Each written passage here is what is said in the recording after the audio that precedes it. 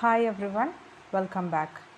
കഴിഞ്ഞ 2 ക്ലാസ്സുകളിലായിട്ട് നമ്മൾ fundamentals of management എന്നുള്ള പുതിയ ചാപ്റ്റർ ആയിരുന്നു സ്റ്റാർട്ട് ചെയ്തത്. അതിൽ മാനേജ്മെൻറ്റിൻ്റെ ഡിഫറെൻറ്റ് ഡീറ്റെയിൽസ് നമ്മൾ പഠിച്ചു കഴിഞ്ഞു. ഇന്നത്തെ സെഷനിൽ നമ്മൾ ഡിസ്കസ് ചെയ്യാൻ പോകുന്നത് മാനേജ്മെൻറ്റ് ഡിഫറെൻറ്റ് ലെവൽസ് എന്തൊക്കെയാണെന്നും മാനേജ്മെൻറ്റ് ഫങ്ഷൻസ് എന്തൊക്കെയാണെന്നാണ്. So let's move on to levels of management. എന്താ ലെവൽസ് ഓഫ് മാനേജ്മെൻറ്റ് എന്ന് ഉദ്ദേശിക്കുന്നത്? മാനേജ്മെൻറ്റ് എന്ന് പറയുന്നത് ഒന്നോ അതിൽ കൂടുതലോ ആൾക്കാർ ഇൻക്ലൂഡ് ആവുന്ന ഒരു പ്രോസസ്സാണ് എന്നൊക്കെ നമ്മൾ പഠിച്ചു അല്ലേ. ഒരാളിലൂടെ അല്ലെങ്കിൽ മറ്റ് എംപ്ലോയീസിലൂടെ ആക്ടിവിറ്റീസ് ചെയ്യിക്കുന്ന ഒരു പ്രോസസ്സാണ് മാനേജ്മെൻറ്റ് എന്നൊക്കെ പറഞ്ഞു കഴിഞ്ഞു. അപ്പോൾ ഓർഗനൈസേഷനിൽ വർക്ക് ചെയ്യുന്ന അല്ലെങ്കിൽ ഒരു ഓർഗനൈസേഷനിൽ ഇൻവോൾവ് ആയിട്ടുള്ള എംപ്ലോയീസിനെ അല്ലെങ്കിൽ ഡിഫറെൻറ്റ് ആൾക്കാരെ അവരുടെ അതോറിറ്റി റെസ്പോൺസിബിലിറ്റി അനുസരിച്ച്, അവരുടെ ഉത്തരവാദിത്തങ്ങൾ അനുസരിച്ച് അല്ലെങ്കിൽ അവരുടെ ജോബ് പൊസിഷൻസ് അനുസരിച്ച് റാങ്ക് ചെയ്യുന്ന ഒരു പ്രോസസ്സ് അല്ലെങ്കിൽ ഒരു സംഭവമാണ് ലെവൽസ് ഓഫ് മാനേജ്മെൻറ്റ് എന്ന് പറയുന്നത്. ഓക്കെ, അപ്പോൾ ഒരു ഓർഗനൈസേഷനിൽ ഇൻവോൾവ് ആയിട്ടുള്ള ഡിഫറെൻറ്റ് ഗ്രൂപ്പ് ഓഫ് പീപ്പിളിനെ നമുക്ക് മെയിൻലി 3 ലെവൽസ് ആയിട്ട് ക്ലാസിഫൈ ചെയ്യാൻ പറ്റും. 3 കാറ്റഗറി അല്ലെങ്കിൽ 3 ലെവലായിട്ട് വേർതിരിക്കാൻ പറ്റും. ഓക്കെ, സോ ഒരു ഓർഗനൈസേഷനിൽ ഇൻവോൾവ് ആയിട്ടുള്ള ഗ്രൂപ്പ് ഓഫ് പീപ്പിളിനെ നമുക്ക് മെയിൻലി 3 ലെവൽസ് അല്ലെങ്കിൽ 3 കാറ്റഗറീസ് ആയിട്ട് വേർതിരിക്കാൻ പറ്റും എന്നാണ് പറയുന്നത്. The first one is top level management, next is middle level management and the last one is lower level management. ഈ 3 കാറ്റഗറീസ് ആയിട്ട് നമുക്ക് ഒരു ഓർഗനൈസേഷനിൽ ഇൻവോൾവ് ചെയ്തിട്ടുള്ള ഗ്രൂപ്പ് ഓഫ് പീപ്പിളിനെ അവരുടെ ജോബ് പൊസിഷൻസ് അനുസരിച്ച് അല്ലെങ്കിൽ അവരുടെ ഉത്തരവാദിത്തങ്ങൾ അനുസരിച്ച് ക്ലാസിഫൈ ചെയ്യാൻ പറ്റും എന്നാണ് പറയുന്നത്. ഇനി നമുക്ക് ഓരോ ലെവൽസ് ഓഫ് മാനേജ്മെൻറ്റ് ഒന്ന് ഡീറ്റെയിൽ ആയിട്ട് അനലൈസ് ചെയ്യാം. The first one is top level management. ആ പേരിൽ തന്നെ സജസ്റ്റ് ചെയ്യുന്നുണ്ട് അല്ലേ, ഏത് കാറ്റഗറി ഓഫ് പീപ്പിൾ ആയിരിക്കും അതിൽ ഇൻവോൾവ് ആയിട്ടുള്ള. ടോപ്പ് ലെവൽ ഒബ്വിയസ്ലി ഒരു ഓർഗനൈസേഷൻ്റെ ഏറ്റവും ടോപ്പ് പൊസിഷൻസിലിരിക്കുന്ന ആൾക്കാരായിരിക്കും ഈ ടോപ്പ് ലെവൽ മാനേജ്മെൻറ്റിൽ ഇൻക്ലൂഡ് ചെയ്യപ്പെട്ടിട്ടുള്ളത്. ഒരു എക്സാമ്പിൾ പറയാനാണെങ്കിൽ board of directors, chief executive officers, managing director, അതുപോലെയുള്ള ടോപ്പ് പൊസിഷൻസ്. ആ ടോപ്പ് പൊസിഷൻസ് ഫില്ല് ചെയ്യുന്ന ആൾക്കാരാണ് ടോപ്പ് ലെവൽ മാനേജ്മെൻറ്റിൽ ഇൻവോൾവ് ആയിട്ടുണ്ടാവുക. അപ്പോൾ ഈ ടോപ്പ് ലെവൽ മാനേജ്മെൻറ്റിൽ ഇൻക്ലൂഡ് ആയിട്ടുള്ള ആൾക്കാരുടെ ഡ്യൂട്ടീസ് എന്തൊക്കെയായിരിക്കും? അവരെന്തായിരിക്കും ആ ഫേമിൽ ചെയ്യുന്നത്? ഒബ്വിയസ്ലി അവരായിരിക്കും അവരുടെ ഒന്നല്ലെങ്കിൽ ആ ഫേമിൻ്റെ ഓണേഴ്സ് അവരായിരിക്കാം, ഇല്ലെങ്കിൽ ആ ഫേമിൻ്റെ ആക്ടിവിറ്റീസ് ഓവറോളായിട്ട് ആ ഫേമിനെ കൺട്രോൾ ചെയ്യുന്നതും ആ ഫേമിൽ നടക്കുന്ന ഓരോ കാര്യങ്ങൾ എന്തൊക്കെയായിരിക്കണം എന്ന് ഡിസൈഡ് ചെയ്യുന്നതും ആ ഫേം എങ്ങനെ പ്രവർത്തിക്കണം എന്നുള്ള കോഡ് ഓഫ് കണ്ടക്ട് അല്ലെങ്കിൽ അവിടുത്തെ റൂൾസ് സെറ്റ് ചെയ്യുന്നതും ഒക്കെ ഈ ടോപ്പ് ലെവൽ മാനേജേഴ്സ് ആയിരിക്കും. This level determines the objectives of business as a whole and lays down the policies to achieve these objectives. അതായത് ബിസിനസ് സ്ഥാപനത്തിൻ്റെ ഒബ്ജക്റ്റീവ് എന്തൊക്കെയാണെന്ന് സെറ്റ് ചെയ്യുന്നതും ഏത് രീതിയിലൂടെ ഏത് മെത്തേഡിലൂടെ ആ ഒബ്ജക്റ്റീവ്സിനെ അറ്റൈൻ ചെയ്യണം എന്നുള്ള കാര്യങ്ങൾ ഡിസൈഡ് ചെയ്യുന്നതും ഈ ടോപ്പ് ലെവൽ മാനേജേഴ്സ് ആണെന്നാണ് പറയുന്നത്. Okay, and that is they make the policy അല്ലെങ്കിൽ ഗൈഡ് ലൈൻസ്, ആക്ഷൻസ് ഇല്ലെങ്കിൽ ഡിസിഷൻസ് എടുക്കുന്നത് ഈ ടോപ്പ് ലെവൽ മാനേജേഴ്സാണ്. അതുപോലെ തന്നെ ഒരു ഫേമിനെ അല്ലെങ്കിൽ ഒരു ഓർഗനൈസേഷൻ്റെ ഓവറോൾ കൺട്രോൾ ആരുടെ കയ്യിലാണ്? ഈ ടോപ്പ് ലെവൽ മാനേജേഴ്സിൻ്റെ കയ്യിലാണ്. അവരറിയാതെ ആ സ്ഥാപനത്തിൽ ഒന്നും സംഭവിക്കില്ല, അല്ലെങ്കിൽ അവരുടെ ഇഷ്ടത്തിന് എഗെയിൻസ്റ്റ് ആയിട്ട് ആ ഫേമിൽ ഒന്നും സംഭവിക്കില്ല. Everything that happens in that organisation was based upon this top level managers decision. Okay, moving on. Next second level of management ഏതെന്ന് പറയാനാണെങ്കിൽ it is the middle level management. The middle level management includes heads of various departments like production, sales, etc. and other departmental managers. Top level managers കഴിഞ്ഞാൽ next അവരുടെ താഴെ, അതായത് top ലെവലിൻ്റെ താഴെയായിട്ട് വരുന്നത് mainly department ഹെഡ്സും department മാനേജേഴ്സും ഒക്കെയാണ്. ഇപ്പോൾ ഒരു കമ്പനിയിലൊക്കെ എടുക്കുകയാണെങ്കിൽ ഡിഫറെൻറ്റ് ഡിപ്പാർട്ട്മെൻറ്റ്സ് ഉണ്ട്. Production department, sales department, marketing department, finance department, അങ്ങനെ ഓരോ ഡിപ്പാർട്ട്മെൻറ്റ്സ് ആയിട്ട് കാറ്റഗറൈസ് ചെയ്തിട്ടുണ്ടാവും. ഈ ഓരോ ഡിപ്പാർട്ട്മെൻറ്റ്സിനും ഓരോ ഹെഡ് ഉണ്ട് അല്ലെങ്കിൽ ഡിപ്പാർട്ട്മെൻറ്റൽ മാനേജേഴ്സ് ഉണ്ട്. ഓക്കെ, അവരെയാണ് ഈ മിഡിൽ ലെവൽ മാനേജ്മെൻറ്റിൽ ഇൻക്ലൂഡ് ചെയ്യപ്പെട്ടിരിക്കുന്നത്. The objectives of the business as a whole are translated into the departmental objectives for the middle level management. The heads of the departments then work out their own strategies so as to achieve these objectives.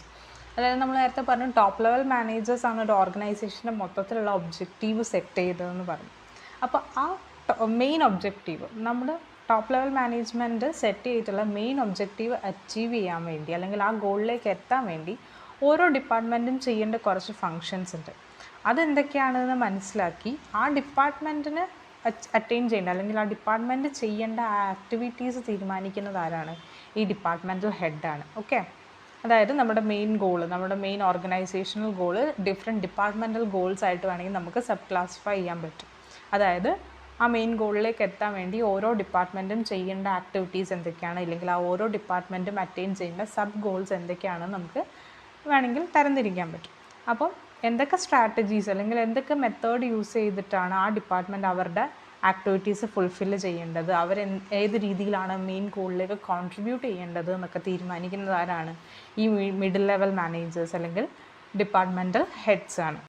And the last level is lower level management. Top ലെവലും middle ലെവലും കഴിഞ്ഞ് ഏറ്റവും ലാസ്റ്റായിട്ട് വരുന്നതാണ് lower level management. ഫോർമാൻസ്, supervisors, മറ്റ് employees അല്ലെങ്കിൽ unskilled ആയിട്ടുള്ള work ചെയ്യുന്ന എംപ്ലോയീസിനൊക്കെ ഇൻക്ലൂഡഡ് ആവുന്നതാണ് ഈ ലോവർ ലെവൽ മാനേജ്മെൻറ്റ് എന്ന് പറയുന്നത്. ടോപ്പ് ലെവൽ മാനേജേഴ്സ് എടുക്കുന്ന തീരുമാനങ്ങൾ ഡിപ്പാർട്ട്മെൻറ്റൽ ഹെഡ്സിലേക്ക് ട്രാൻസ്ഫർ ചെയ്യുന്നു അല്ലെങ്കിൽ ഡിപ്പാർട്ട്മെൻറ്റ് ഹെഡ്സിലേക്ക് പാസ് ചെയ്യുന്നു എന്ന് പറഞ്ഞു. ആൻഡ് ഓരോ ഡിപ്പാർട്ട്മെൻറ്റും അതിന് വേണ്ടുന്ന അല്ലെങ്കിൽ ആ മെയിൻ ഒബ്ജക്റ്റീവ് അറ്റൈൻ ചെയ്യാൻ വേണ്ടുന്ന കാര്യങ്ങൾ ചെയ്യുന്നു നമ്മൾ പറഞ്ഞു. അപ്പോൾ ഈ ഓരോ ഡിപ്പാർട്ട്മെൻറ്റൽ ഹെഡിനടിയിലും കുറേ ഗ്രൂപ്പ് ഓഫ് എംപ്ലോയീസ് വരുന്നുണ്ട്. ഈ ഡിപ്പാർട്ട്മെൻറ്റൽ ഹെഡിൻ്റെ തീരുമാനങ്ങളനുസരിച്ച് അല്ലെങ്കിൽ ആ ഡിപ്പാർട്ട്മെൻറ്റൽ ഹെഡ് എടുക്കുന്ന ഡെസിഷൻസ് ഫോളോ ചെയ്ത് ഡിപ്പാർട്ട്മെൻറ്റൽ ഹെഡ് പറയുന്ന ആക്ടിവിറ്റീസ് ചെയ്യുന്ന ഗ്രൂപ്പ് ഓഫ് എംപ്ലോയീസിനാണ് നമ്മൾ ഈ ലോവർ ലെവൽ മാനേജ്മെൻറ്റിൽ ഇൻക്ലൂഡ് ചെയ്യപ്പെട്ടത്. അതായത് ഒരു ഓർഗനൈസേഷനിൽ തീരുമാനങ്ങൾ എടുത്താൽ മാത്രം പോരാ, ആ തീരുമാനങ്ങൾ പ്രാവർത്തികമാക്കണം അല്ലേ? അങ്ങനെ പ്രാവർത്തികമാക്കുന്ന ഗ്രൂപ്പ് ഓഫ് എംപ്ലോയീസ് ആണ് ഈ ലോവർ ലെവൽ മാനേജ്മെൻറ്റിൽ ഇൻക്ലൂഡഡ് ആയിട്ടുള്ളത്. ദ ബേസിക് എംപ്ലോയീസ് അവരാണ് ഈ പറയുന്ന തീരുമാനങ്ങൾ, ടോപ്പ് ലെവലായാലും ഡിപ്പാർട്ട്മെൻറ്റൽ ഹെഡ്സ് എടുക്കുന്ന തീരുമാനങ്ങളാണെങ്കിലും അത് എക്സിക്യൂട്ട് ചെയ്ത് ആ ഗോളിലേക്ക് എത്തിക്കുന്നതാരാണ്? ഈ ഗ്രൂപ്പ് ഓഫ് എംപ്ലോയീസ് ആണ്. അവരാണ് ലോവർ ലെവൽ മാനേജ്മെൻറ്റിൽ ഇൻക്ലൂഡഡ് ആയിട്ടുള്ളത്. The lower level management consists of foremen and supervisors who look after the operative workers and ensure that the work is carried out properly and on time. അതായത് ഈ ഫോർമന്മാരും സൂപ്പർവൈസേഴ്സും ഒക്കെ lower level മാനേജ്മെൻറ്റിൻ്റെ heads ആണ് നമുക്ക് പറയാം. അവരെന്താ ചെയ്യുന്നത്? അവരുടെയും താഴെയുള്ള എംപ്ലോയീസ് കറക്റ്റ് ടൈമിലും കറക്റ്റായ രീതിയിൽ, അതായത് എടുത്തു വെച്ചിട്ടുള്ള ഡിസിഷൻസ്, നമ്മൾ നേരത്തെ സെറ്റ് ചെയ്ത് വെച്ചിട്ടുള്ള ഡിസിഷൻസ് അനുസരിച്ച് അല്ലെങ്കിൽ സ്ട്രാറ്റജി അനുസരിച്ച് അവരുടെ വർക്ക് കറക്റ്റായിട്ട് കറക്റ്റ് ടൈമിൽ ചെയ്യുന്നുണ്ട് എന്ന് എൻഷുർ ചെയ്യുന്നതാണ് ഈ ഫോർമാനും സൂപ്പർവൈസേഴ്സും ഒക്കെ ചെയ്യുന്നത്. ഓക്കെ, അപ്പോൾ നമ്മൾ 3 ലെവൽസ് എന്തൊക്കെയാണെന്ന് പറഞ്ഞു കഴിഞ്ഞു അല്ലേ? Top level, middle level, lower level എന്ന് 3 ലെവൽസ് പറഞ്ഞു കഴിഞ്ഞു. അതിൻ്റെ ഒരു ഗ്രാഫിക്കൽ അല്ലെങ്കിൽ ഡയഗ്രമാറ്റിക് റെപ്രസെൻറ്റേഷനാണ് ഇപ്പോൾ സ്ക്രീനിൽ കാണുന്നത്. നമ്മളെപ്പോഴും ഒരു levels of management graphically represent ചെയ്യുമ്പോൾ ഒരു ട്രയാങ്കിൾ ഫോർമാറ്റിലാണ് അത് ചെയ്യാറ്. ഇതിൽ കാണുന്ന പോലെ ഒരു ട്രയാങ്കിൾ നമ്മൾ 3 ലെവലായിട്ട് ക്ലാസിഫൈ ചെയ്തിട്ട് ഓരോ ലെവലും ലോവർ, മിഡിൽ അല്ലെങ്കിൽ ടോപ്പ് അങ്ങനെ ക്ലാസിഫൈ ചെയ്ത് പോവുകയാണ് ചെയ്യാറ്.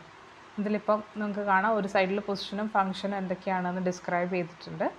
അതിൽ ടോപ്പ് ലെവലിൽ എന്താ പൊസിഷൻസ് പറയുന്നത്? ഓൾറെഡി പറഞ്ഞ പോലെ തന്നെ ബോർഡ് ഓഫ് ഡയറക്ടേഴ്സ് അല്ലെങ്കിൽ ചീഫ് എക്സിക്യൂട്ടീവ്സ്, ഒരു ഓർഗനൈസേഷനിലെ ചീഫ് എക്സിക്യൂട്ടീവ്സും ബോർഡ് ഓഫ് ഡയറക്ടേഴ്സും അടങ്ങുന്നതാണ് ടോപ്പ് ലെവൽ മാനേജ്മെൻറ്റ്. അതുപോലെ തന്നെ അവരുടെ ഫംഗ്ഷൻ എന്താ? ഒരു ഓർഗനൈസേഷൻ്റെ മെയിൻ ഒബ്ജക്റ്റീവ്സ് ഒക്കെ സെറ്റ് ചെയ്യുക, അതുപോലെ തന്നെ ആ ഓർഗനൈസേഷനിൽ ഇംപ്ലിമെൻ്റ് ചെയ്യേണ്ട പോളിസീസ് ഫോർമുലേറ്റ് ചെയ്യുക. അതാണ് ടോപ്പ് ലെവൽ മാനേജേഴ്സ് മെയിൻലി ചെയ്യുന്ന ഫംഗ്ഷൻ. ഇനി മിഡിൽ ലെവൽ മാനേജേഴ്സ്, ഡിപ്പാർട്ട്മെൻറ്റൽ ഹെഡും മറ്റ് മാനേജേഴ്സുമാണ് മിഡിൽ ലെവലിൽ ഇൻക്ലൂഡഡ് ആവുന്നതെന്ന് പറഞ്ഞു. അവരുടെ ഒബ്ജക്റ്റീവ്സ് എന്താ അല്ലെങ്കിൽ അവരുടെ ഫംഗ്ഷൻസ് നമ്മൾ എന്താ പറഞ്ഞത്? ഓരോ ഡിപ്പാർട്ട്മെൻറ്റിൻ്റെയും ഒബ്ജക്റ്റീവ്, ആ മെയിൻ ഗോളിലേക്ക് എത്താൻ വേണ്ടി ഓരോ ഡിപ്പാർട്ട്മെൻറ്റും ചെയ്യേണ്ട കാര്യങ്ങൾ എന്തൊക്കെയാണെന്ന് അനലൈസ് ചെയ്യുക, അതിന് വേണ്ടുന്ന സ്ട്രാറ്റജീസൊക്കെ, ആ ഡിപ്പാർട്ട്മെൻറ്റൽ ഒബ്ജക്റ്റീവ് അറ്റൈൻ ചെയ്യാൻ വേണ്ടുന്ന സ്ട്രാറ്റജീസൊക്കെ ഫോർമുലേറ്റ് ചെയ്യുക. അതുപോലെ തന്നെ എംപ്ലോയീസിനെ കൊണ്ട് ഈ സെറ്റ് ചെയ്ത് വെച്ചിരിക്കുന്ന സ്ട്രാറ്റജീസ് അല്ലെങ്കിൽ ഗോൾസ് അറ്റൈൻ ചെയ്യാൻ വേണ്ടിയിട്ടുള്ള ഫങ്ഷനിങ് ചെയ്യിക്കുക എന്നുള്ളതും ഈ മിഡിൽ ലെവൽ മാനേജേഴ്സിൻ്റെ ഉത്തരവാദിത്തമാണ്. അതുപോലെ ലോവർ ലെവൽ സൂപ്പർവൈസേഴ്സ്, ഫോർമാൻസ്, മറ്റ് എംപ്ലോയീസൊക്കെ ഇൻക്ലൂഡഡ് ആവുന്നതാണ് ലോവർ ലെവൽ മാനേജ്മെൻറ്റ് എന്ന് പറഞ്ഞു. ഇവരെന്താ ചെയ്യുന്നത്?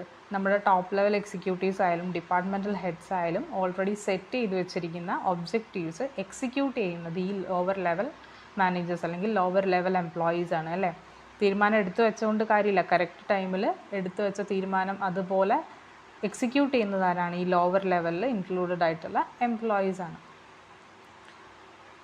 അതുപോലെ തന്നെ ഈ ടോപ്പ് ലെവലും ലോവർ ലെവലും തമ്മിലൊരു കണക്ട് ചെയ്യുന്ന ലിങ്കാണ് മിഡിൽ ലെവൽ മാനേജ്മെൻറ്റ് അല്ലെങ്കിൽ മിഡിൽ ലെവൽ മാനേജേഴ്സ് എന്നാണ് പറയാറ്. അതായത് ടോപ്പ് ലെവലിൽ എടുക്കുന്ന തീരുമാനങ്ങൾ ഏറ്റവും താഴെയുള്ള എംപ്ലോയീസിലേക്ക് എത്തിക്കുന്നത് ആര് വഴിയാണ്? ഈ മിഡിൽ ലെവൽ മാനേജേഴ്സ് വഴിയാണ്.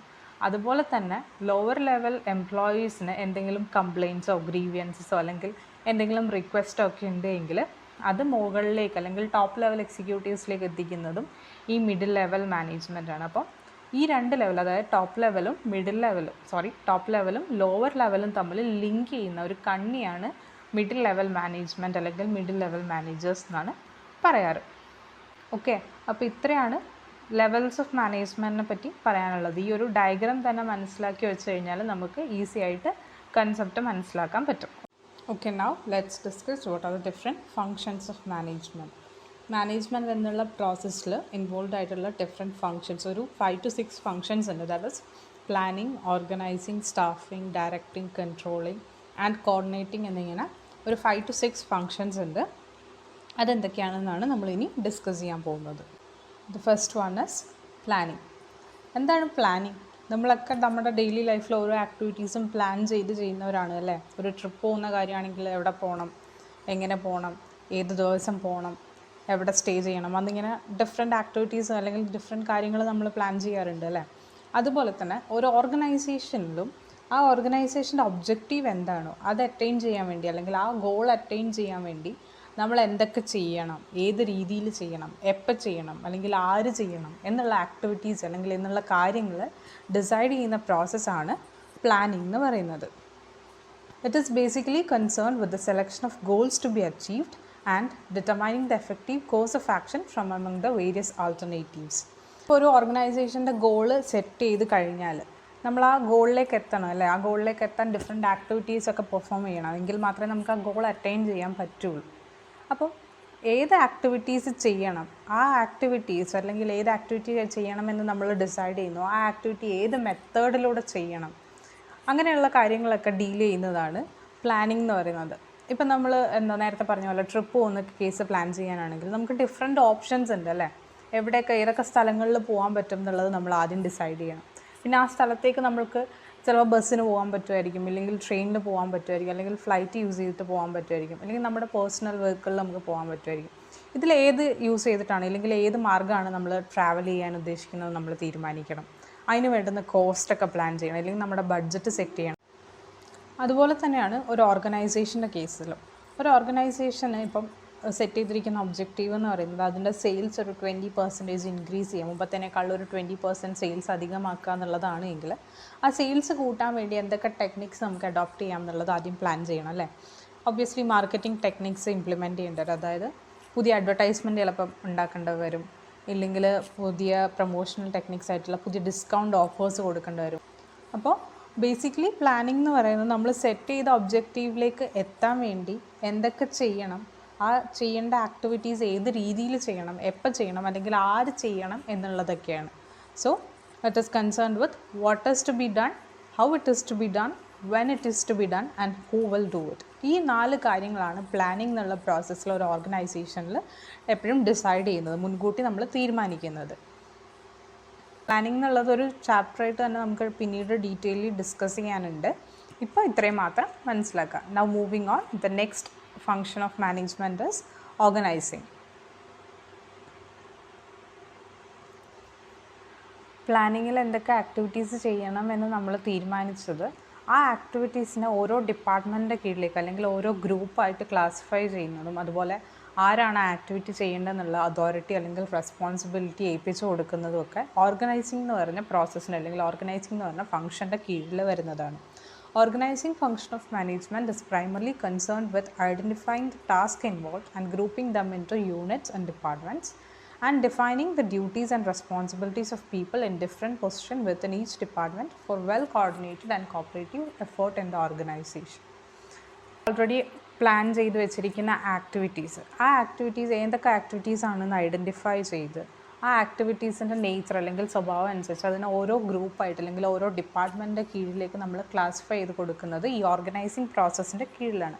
അതുപോലെ തന്നെ ഏതൊക്കെ ആൾക്കാർ ഏതൊക്കെ ആക്ടിവിറ്റി ചെയ്യണമെന്നും അതിൻ്റെ ഉത്തരവാദിത്തങ്ങളും അല്ലെങ്കിൽ അതിൻ്റെ അതോറിറ്റി റെസ്പോൺസിബിലിറ്റി ഒക്കെ ആർക്കാണ് എന്ന് നമ്മൾ സെറ്റ് ചെയ്യുന്നതും ഈ ഓർഗനൈസിങ് പ്രോസസ്സിലാണെന്നാണ് പറയുന്നത്.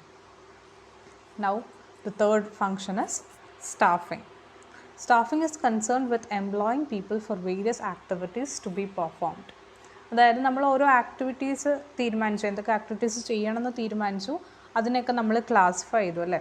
ഇനി ഈ ആക്ടിവിറ്റീസ് എക്സിക്യൂട്ട് ചെയ്യാൻ അല്ലെങ്കിൽ ഈ ആക്ടിവിറ്റീസൊക്കെ പ്രാവർത്തികമാക്കാൻ കഴിവുള്ള അല്ലെങ്കിൽ അതിന് എബിലിറ്റി ഉള്ള എംപ്ലോയീസ് നമ്മുടെ ഓർഗനൈസേഷനിൽ വേണം, അല്ലെങ്കിൽ ഒരു ബിസിനസ് സ്ഥാപനത്തിൽ വേണം. ആ എംപ്ലോയീസാണ് എപ്പോഴും നമ്മൾ സെറ്റ് ചെയ്ത് വെച്ചിരിക്കുന്ന ഗോൾസും പോളിസീസും ഒക്കെ പ്രാവർത്തികമാക്കുന്നത് അല്ലേ.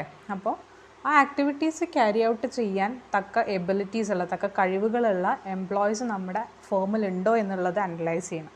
ഇനി അങ്ങനെ എംപ്ലോയീസ് ഇല്ല, എംപ്ലോയീസ് കുറവാണ് എങ്കിൽ എംപ്ലോയീസിനെ നമ്മൾ കറക്റ്റ് പ്ലേസിൽ, അതായത് കറക്റ്റ് ജോലിയിൽ അപ്പോയിൻ്റ് ചെയ്യണം. ആ പ്രോസസ്സിനെയാണ് നമ്മൾ സ്റ്റാഫിംഗ് എന്ന് പറയുന്നത്. സ്റ്റാഫിങ്ങിൻ്റെ കീഴിൽ recruitment, training, development, placement and orientation, remuneration എന്നിങ്ങനെ ഡിഫറെൻറ്റ് ആക്ടിവിറ്റീസും കൂടി വരുന്നുണ്ട്. അതൊക്കെ ഡീറ്റെയിൽ ആയിട്ട് പിന്നീട് ഒരു ചാപ്റ്ററായിട്ട് തന്നെ ഡിസ്കസ് ചെയ്യാനുണ്ട്. സോ ഇപ്പോൾ ഇത്രയും മാത്രം മനസ്സിലാക്കുക. ഒരു പൊസിഷൻ, ഒരു വേക്കൻ്റ് ആയ പൊസിഷനിലേക്ക് ആ പൊസിഷന് ആപ്റ്റായിട്ടുള്ള വ്യക്തിനെ അപ്പോയിൻ്റ് ചെയ്യുന്ന പ്രോസസ്സാണ് staffing. The next function is directing. The directing function of management includes guiding the subordinates, supervising the performances, communicating effectively and motivating them. Guiding അല്ലെങ്കിൽ ലീഡർഷിപ്പ് ആക്ടിവിറ്റീസ്, അതും അല്ലെങ്കിൽ സൂപ്പർവിഷൻ, കമ്മ്യൂണിക്കേഷൻ, മോട്ടിവേഷൻ എന്നിങ്ങനെ different activities involve ചെയ്യുന്ന ഒരു function തന്നെയാണ് directing എന്ന് പറയുന്നത്. അതിൽ ലീഡർഷിപ്പ് അല്ലെങ്കിൽ ഗൈഡിങ്ങിൽ പറയുന്നത് എന്താണെന്ന് വെച്ചാൽ, ഒരു മാനേജർക്ക് അവരുടെ കീഴിൽ പ്രവർത്തിക്കുന്ന എംപ്ലോയിനെ ഗൈഡ് ചെയ്യണം. അവരെന്താണ് ചെയ്യേണ്ടത് എന്ന് അവരെ നല്ല രീതിയിൽ പറഞ്ഞ് മനസ്സിലാക്കാൻ ഉള്ള എബിലിറ്റി ഉണ്ടാവണം. അതേപോലെ തന്നെ സൂപ്പർവിഷൻ, ഒരു എംപ്ലോയി ഗൈഡ് ലൈൻസ് ഒക്കെ സ്വീകരിച്ച് ഒരു ആക്ടിവിറ്റി അല്ലെങ്കിൽ ഒരു ഫംഗ്ഷൻ ചെയ്യുമ്പോൾ അത് കറക്റ്റായിട്ടാണോ ചെയ്യുന്നത്, കറക്റ്റ് രീതിയിലാണോ ചെയ്യുന്നത് എന്ന് ഒരു മാനേജർ സൂപ്പർവൈസ് ചെയ്യണം. നെക്സ്റ്റ് പറയുന്നത് കമ്മ്യൂണിക്കേഷൻ, അതായത് കാര്യങ്ങൾ പ്രോപ്പറായിട്ട് എംപ്ലോയിക്ക് മനസ്സിലാവുന്ന രീതിയിൽ കമ്മ്യൂണിക്കേറ്റ് ചെയ്ത് കൊടുക്കുക, വ്യക്തമായ ഗൈഡ് ലൈൻസ് കൊടുക്കുക. അതാണ് കമ്മ്യൂണിക്കേഷൻ പ്രോസസ്സ്. അതുപോലെ തിരിച്ചും എംപ്ലോയിക്ക് എന്തെങ്കിലും പറയാനുണ്ടെങ്കിൽ അതും പേഷ്യൻ്റായിട്ട് ലിസൺ ചെയ്യുക, അവർ തരുന്ന സജഷൻസ് ആണെങ്കിലും അത് സ്വീകരിക്കുക. അതൊക്കെയാണ് കമ്മ്യൂണിക്കേഷൻ പ്രോസസ്സ്. അതുപോലെ തന്നെ മോട്ടിവേറ്റ്, കൂടുതൽ എഫിഷ്യൻ്റ് ആയിട്ടുള്ള രീതിയിൽ ഒരു ആക്ടിവിറ്റി പെർഫോം ചെയ്യാൻ വേണ്ടി അവരെ മോട്ടിവേറ്റ് ചെയ്യുക. അതുപോലെ കൂടുതൽ അച്ചീവ് ചെയ്യാൻ വേണ്ടി ഒരു എംപ്ലോയിനെ മോട്ടിവേറ്റ് ചെയ്യുക. ഇതൊക്കെയാണ് ഡയറക്റ്റിംഗ് എന്ന് പറഞ്ഞ പ്രോസസ്സിൽ പറയാനുള്ളത്. And the last function is controlling. The function of management consists of steps taken to ensure that the performance of work is in accordance with the plan. It involves establishing performance standard and measuring the actual performance with the standard set. Controlling എന്ന് പറയുന്ന management ഫംഗ്ഷനിൽ എന്താ ചെയ്യുന്നതെന്ന് വെച്ചാൽ, നമ്മൾ implement ചെയ്യുന്ന അല്ലെങ്കിൽ നമ്മൾ എക്സിക്യൂട്ട് ചെയ്യുന്ന ആക്ടിവിറ്റീസ് നേരത്തെ സെറ്റ് ചെയ്ത സ്റ്റാൻഡേർഡിനനുസരിച്ചാണോ എന്നുള്ള കമ്പാരിസനാണ് കൺട്രോളിങ്ങിൽ നടക്കുന്നത്. അതായത് നമ്മൾ നേരത്തെ ഒരു സ്റ്റാൻഡേർഡ് സെറ്റ് ചെയ്തിട്ടുണ്ടാവും, ഒരു സ്റ്റാൻഡേർഡ് റിസൾട്ട് സെറ്റ് ചെയ്തിട്ടുണ്ടാവും. നമ്മൾ ആ ആക്ടിവിറ്റി ചെയ്യുമ്പോൾ ആ സ്റ്റാൻഡേർഡ് റിസൾട്ട് കിട്ടുന്നുണ്ടോ, ഇല്ലെങ്കിൽ ആ നേരത്തെ സെറ്റ് ചെയ്ത സ്റ്റാൻഡേർഡിലാണോ കാര്യങ്ങൾ ചെയ്യുന്നത് എന്നുള്ള ഒരു കമ്പാരിസൺ ചെയ്തിട്ട് നേരത്തെ സെറ്റ് ചെയ്ത സ്റ്റാൻഡേർഡും നമുക്ക് കിട്ടിയ ഔട്ട്പുട്ടും നമ്മൾ എന്തെങ്കിലും ഒരു വ്യത്യാസമുണ്ടോ, അല്ലെങ്കിൽ നമ്മൾ നേരത്തെ സെറ്റ് ചെയ്ത സ്റ്റാൻഡേർഡിനനുസരിച്ചല്ല കാര്യങ്ങൾ ഇംപ്ലിമെൻറ്റ് ചെയ്തിട്ടുള്ളത് എങ്കിൽ പുതിയ കറക്റ്റീവ് മെഷേഴ്സ് എടുക്കുക. നമ്മൾ നേരത്തെ സെറ്റ് ചെയ്ത സ്റ്റാൻഡേർഡിലേക്ക് ആ ആക്ടിവിറ്റി എത്തിക്കാൻ വേണ്ടുന്ന കറക്റ്റീവ് മെഷേഴ്സ് എടുക്കുക. ഇതൊക്കെയാണ് കൺട്രോളിംഗ് എന്ന് പറഞ്ഞ ഫംഗ്ഷനിൽ വരുന്നത്.